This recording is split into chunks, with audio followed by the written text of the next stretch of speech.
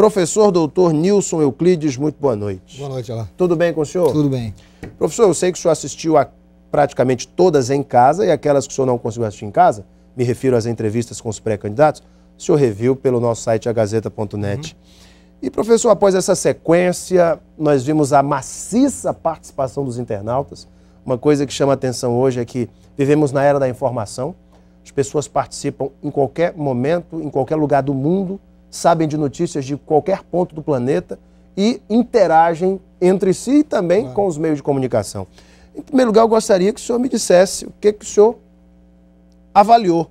Houve um vencedor nesta série de entrevistas? Alguém saiu melhor? Eu assisti a quase todas as entrevistas, como você disse, e eu vou fazer aqui dois destaques. Eu acho que os dois principais candidatos, o Tião Bocalon pela oposição e o Marcos Alexandre, na minha avaliação, fizeram a entrevista, digamos assim, à altura dos candidatos que estão na frente, né? Eu acho que por parte do Tião Bocalon, ele fez um discurso realmente de um candidato, quer dizer, ele já entrou no processo eleitoral. Para ele, a oportunidade dada por vocês aqui foi uma oportunidade ímpar e ele a usou de forma muito positiva. Do outro lado, o Marcos Alexandre fez uma entrevista do ponto de vista técnico muito boa. Eu analiso. Quase que perfeito. Tecnicamente, a entrevista dele foi boa, mas em eleição a gente sabe que isso não é o suficiente para fazê-lo vencedor nas próximas eleições. Faltaria o que, o Marcos Alexandre? Olha, o que falta ao Marcos Alexandre é o que ele ainda tem tempo para fazer, né? Aproveitar esse conhecimento técnico que ele tem e incluir dentro desse discurso algo que vá além do apoio do governador Tião Viana e a estrutura de poder que o Partido dos Trabalhadores montou nos últimos anos. Seria o carisma eleitoral? Essa questão do carisma é algo complicado, porque carisma ou você tem ou não tem, né? Você pode até tentar, um candidato carismático tentar fazer, como Lula fez com Dilma. Agora, um candidato conseguir carisma com treinamento, ele pode melhorar o seu discurso, fazer um discurso um pouco mais, digamos, mais articulado politicamente, mas o carisma é algo que não tem uma explicação lógica, né? É a coisa do temperamento, da característica de cada um. O eleitor olha para o candidato, ouve o que ele fala e, de repente, tem uma relação, digamos, mais amistosa com esse candidato ou não. Quando isso não existe, quando isso não acontece, é pouco provável que isso, no decorrer, por exemplo, de um processo eleitoral, um candidato que não é carismático se torne um candidato carismático.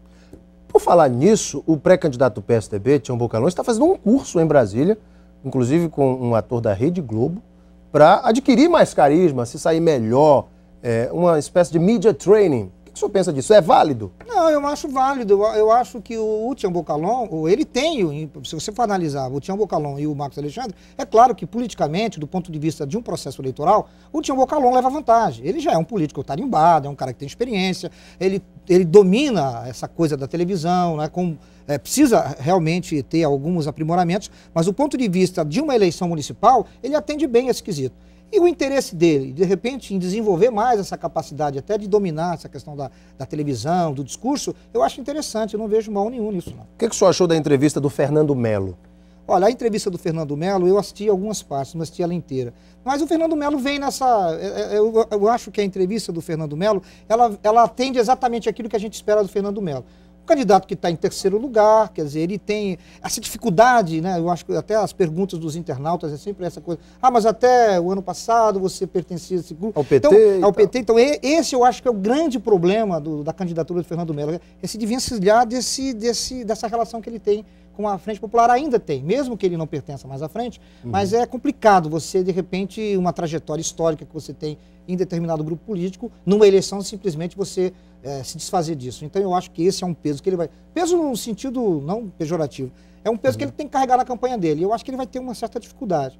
Eu não acredito que a entrevista, pelo que eu vi na entrevista dele, que ele conseguiu esse feito. Até então, não. E o pré-candidato do Democratas, Jamil Asfuri, que se lançou, é o mais recente pré-candidato nessa corrida. O que o senhor pensa desta participação dele, inclusive, desse lançamento dessa pré-candidatura? Olha, eu acho que, primeiro que a candidatura de Jamil Asfuri ainda me deixa sob suspeita. Até onde vai essa candidatura, né? É mesmo? Eu não sei até onde vai essa candidatura. A gente precisa esperar aí, tem mais 40 dias, me parece, para que o processo seja definido, mas eu acredito que se ele realmente insistir com essa candidatura pelo DEM, não vejo que ele alcance algo além da comunidade que o elegeu. Talvez uma penetração em alguma parte do eleitorado da cidade, mas não acredito que seja suficiente para alavancar a candidatura dele para um segundo turno, por exemplo. Mesmo Rio Branco tendo 50% do eleitorado evangélico, da população evangélica, você acha que ele consiga conquistar uma boa parte desses votos durante esse processo da campanha eleitoral? Ele pode sim crescer, dependendo da campanha. Vai depender muito da campanha do Tião Bocalon e do Marcos Alexandre, eu já disse isso aqui. Se as campanhas dos dois principais candidatos forem feitas com sabedoria, com estratégia, dificilmente esses candidatos que estão de terceiro para trás vão conseguir avançar mais que 2, 3, 4 pontos. Tá? A não ser que ocorra algum evento novo dentro do processo que possa, de repente, abrir espaço para uma candidatura que está, digamos, numa posição abaixo de 10%, crescer. Muito bem. Na entrevista que eu fiz com o professor Ayrton Rocha, ele me falou uma coisa que me chamou a atenção. Ele disse, Alan, eu trabalho com 3 cenários.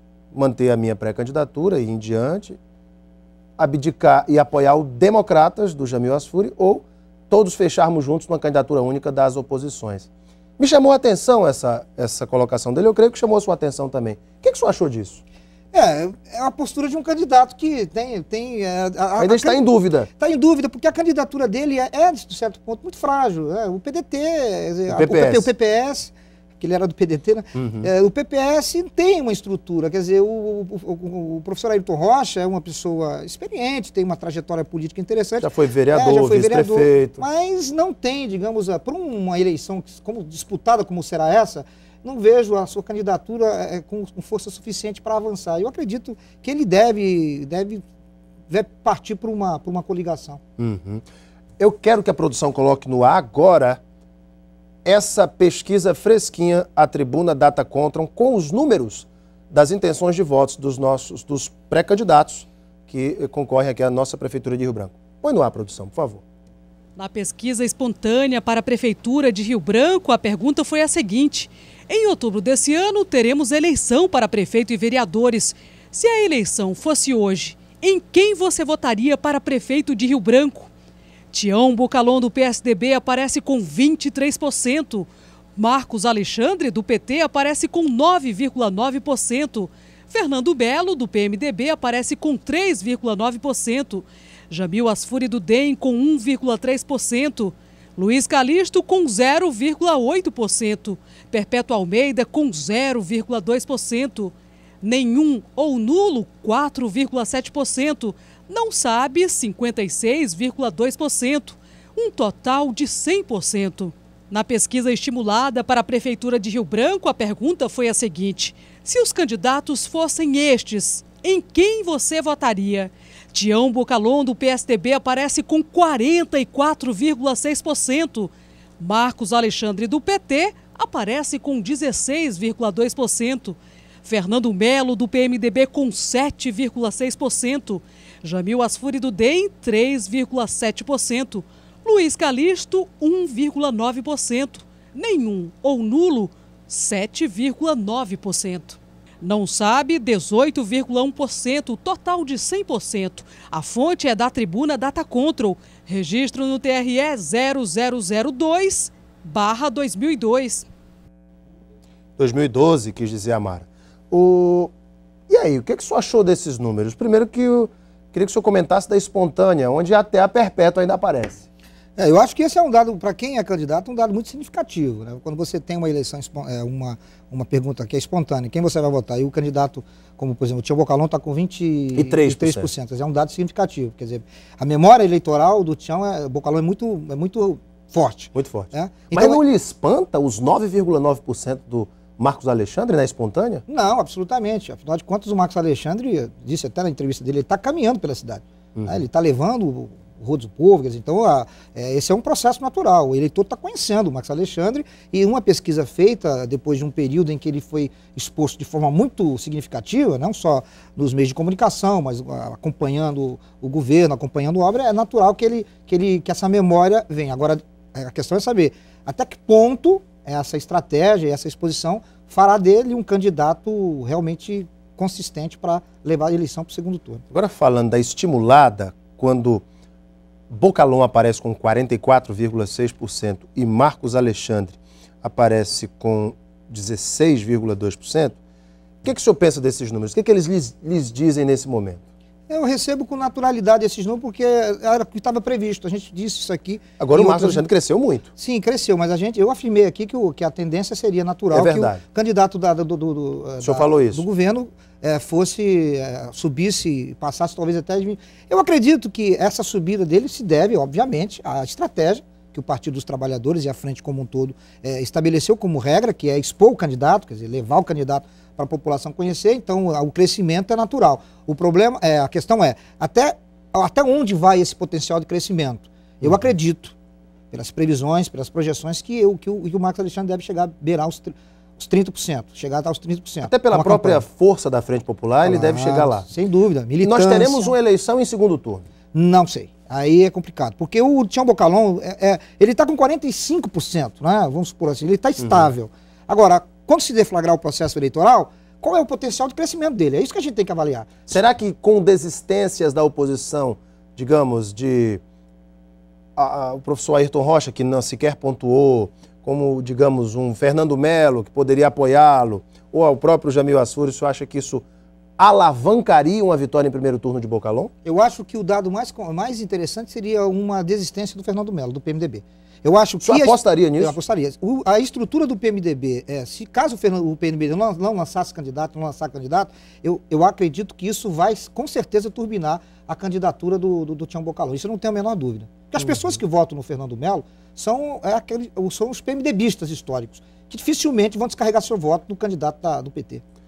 Muito interessante esse questionamento, os questionamentos levantados e os posicionamentos do professor Nilson Euclides. Eu vou dar uma paradinha, professor, para o intervalo, a gente volta. Tem perguntas dos internautas justamente sobre essas entrevistas, a participação de cada um deles aqui no programa e também sobre essa pesquisa. Os internautas já estão aqui comentando a pesquisa. É daqui a pouquinho, logo após o intervalo. Até já.